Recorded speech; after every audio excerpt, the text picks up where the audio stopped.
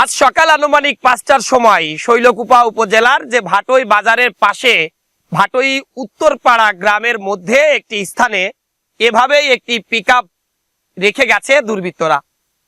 ধারণা করা হচ্ছে এলাকায় কোনো অপকর্ম করতে এই পিকআপটি হয়তো আনা হয়েছিল।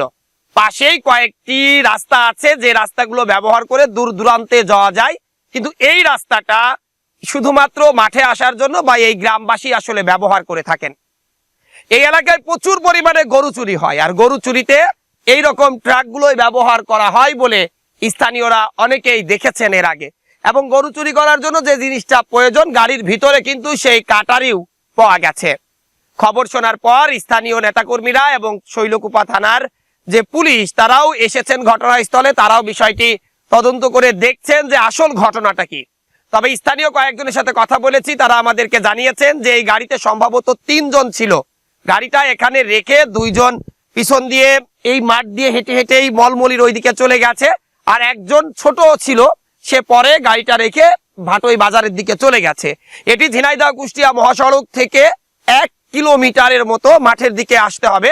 মাঠের দিকে 1 কিলোমিটার আসার পর ট্রাকটি রেখেই তিনি পালিয়ে চলে যান। ধারণা করা হচ্ছে সামনে যেহেতু পাকা রাস্তা শেষ, কাদা, এবং এই পাশ থেকে ট্রাকটি ঘোরানোর চেষ্টা করছিলেন।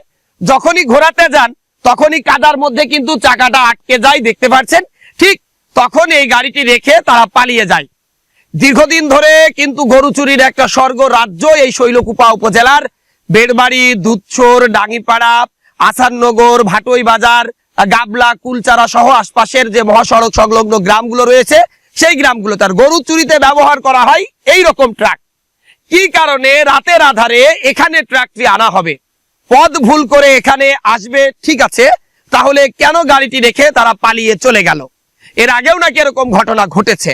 কথা হচ্ছে এখানে ট্রাক আসার মতো বা ভুল করার মতো কোনো ওয়ে কিন্তু থাকার কথা নয়। যারা এই ঘটনাটি ঘটিয়েছে অবশ্যই তারা জড়িত। আমরা প্রায় সময় দেখি যারা গরু চুরি করতে এসে ধরা পড়েন সন্দেহভাজন ভাবে, তারা নাকি পাগল, এরকম একটা জিডি পাওয়া যায়। আবার যে গাড়িগুলো পাওয়া যায় সেই গাড়িগুলো হারিয়ে গেছে এমন জিডি করা হয়। মূলত সবই সাজানো নাটক ছাড়া কিছুই নয়। যাদের এই গাড়িটা তাদেরকে ধরলেই হয়তো এই গরু চুরির মূল হোতা পাওয়া যাবে। আগেই বলছিলাম শৈলকুপা থানার যে তদন্ত কর্মকর্তা যিনি একজন আছেন, অত্যন্ত চৌকস মনির হাজরা, সকালেই খবর শুনে এখানে এসেছেন। স্থানীয় বিএনপি নেতাকর্মীরাও এসেছেন, তারাও বিষয়টি দেখছেন এবং তারাও বলেছেন যে এর প্রকৃত মালিককে খুঁজে বের করতে হবে, কারণ এরাই হয়তো গরু চুরির সাথে সরাসরি ভাবে জড়িত থাকে। আমি যদি এই ট্রাকটির নাম্বারের কথা বলি, ঢাকা মেট্রো ড 142788, অর্থাৎ ঢাকা মেট্রো ড 142788, এটি হচ্ছে এই ট্রাকটির নাম্বার।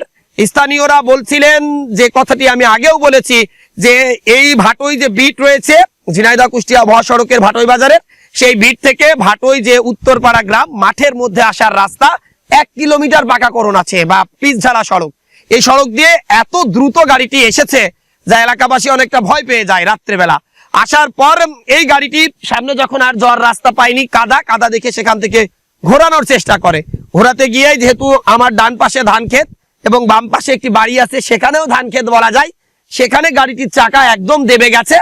দেবে যাওয়ার পর গাড়িটি রেখেই কিন্তু এই দুর্বৃত্তরা পালিয়ে চলে গেছে। সম্ভবত ধারণা করা হচ্ছে 3 জন ছিল এই গাড়িতে। যদি এই গাড়ির মালিককে পাওয়া যায় তাহলে এই মূল ঘটনা হয়তো বের হবে। তবে এলাকাবাসী বারবার সন্দেহ করছে গরুচোর চক্রই হয়তো এই গাড়িটি ব্যবহার করছিল।